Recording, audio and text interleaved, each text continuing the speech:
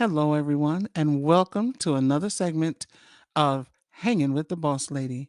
I am your host, the Boss Lady, aka Sherryl Jones, that little old country girl. I'm super excited about today because I get the opportunity to share with you one of my books. This book is entitled Sister Jones. I will be reading it to you in its entirety in different episodes. And I will be looking forward to your comments because your comments will help me to write the sequel to this book. I'm hoping that you will give me your ideas and some suggestions. And if I like it, I will definitely add it into my next book. How's that? Well, without further ado, I introduce to you Sister Jones. Denise Jones felt she had the perfect life and never stopped thanking God every day for her blessings. She had a wonderfully close relationship with her parents, a loving relationship with her husband, who also happened to be her high school sweetheart, and the most adorable set of triplets anyone could ask for. She tithed, prayed, and never complained when she had to balance her time among church, home, her job, her husband, her children, and her parents. Yes, she felt she had the perfect life and thanked God every day. Then her parents were killed, and 1 year later, her husband died. Suddenly faced with three teenage children, a broken heart, and a pain so intense she felt it would swallow her whole, she somehow had to find the strength to go on. Things seemed to finally be getting a little easier to bear when a phone call placed three half white children in her care to raise. Faced with sibling rivalry, resentment of the new children, and jealousy, Denise had to search for inner strength to keep peace in her home as well as in her mind. And as if things could not get any worse, a secret admirer decided it was time to make his feelings known. Well, all right, Sister Jones. Chapter 1, Getting Up and Getting Out. When 6 o'clock rolled around, Yvette was fully awake and had been for hours. The first day of school always had her filled with apprehension and a feeling of impending doom. Her clothes were already laid out, her hair had been braided in the style she liked, and her skin had cleared up considerably over the summer. Still, she dreaded the first day of school. Maybe it had to do with seeing who the new kids would be in her class. Maybe it had to do with she was going with who she was going to be sitting next to. Maybe it had to do with the fact that she had her monthly. Or maybe, and she was sure this was it had to do with boys. Just thinking about what lay ahead made her physically ill. She rushed to the bathroom and threw up in the toilet. After washing her face and brushing her teeth, she looked at her reflection in the mirror. The face that looked back at her showed all the anxiety and misery she felt rolling around inside of her. She hated feeling this way. She hated her hair, her clothes, her life.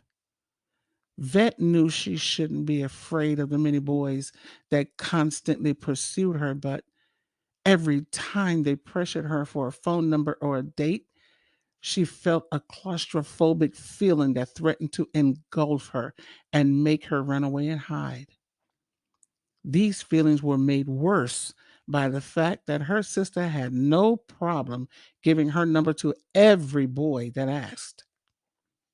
The phone was always ringing for Net, and some of the boys even tried to get slick and call Net asking if they could speak to Vet. The sisters were always arguing over Vet's refusal to patronize the many boys' advances. But Vet was adamant in her refusal to date or give her number to anyone. I'll see them in school, was all she would say. Every time the phone rang, she would cringe inside, and a cold, icy chill would creep up her spine, making her want to cry. But as always, she kept these feelings to herself. She couldn't let anyone know how unhappy she was. No one would understand. Not her mother, not her teachers, not her best friends, not her pastor, no one.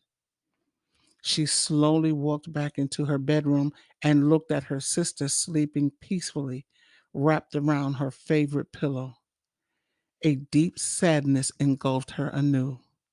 No one would understand, not even her twin sister, Lynette.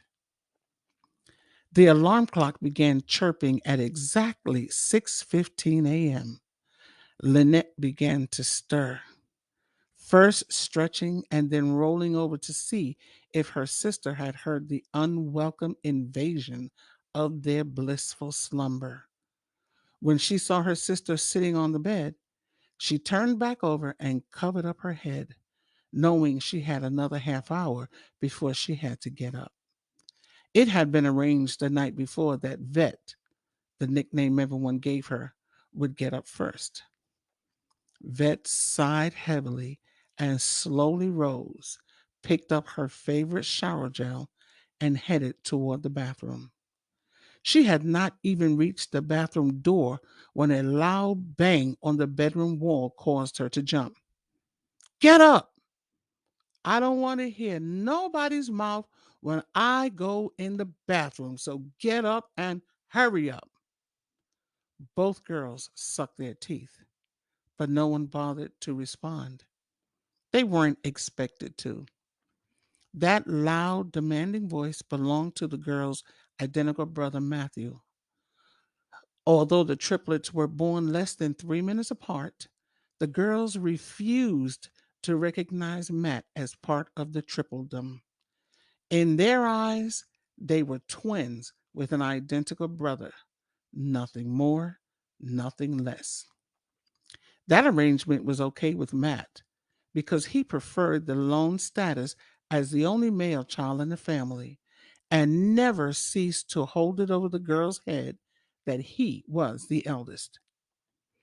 Vet continued on into the bathroom, locking the door and beginning her morning ritual. Net was on the verge of slipping into a few more minutes of coveted sleep when suddenly Matt turned up the volume on his stereo, blasting Nellie's new song all over the house. Ordinarily, Net didn't mind, but this morning, all she wanted was to sleep. I'ma tell Ma you blasting that music all over the house. Turn it down, she yelled. You know she don't want that music so loud. Turn it down. Make me, he yelled back. Just then, the phone rang, and like magic, the music ceased.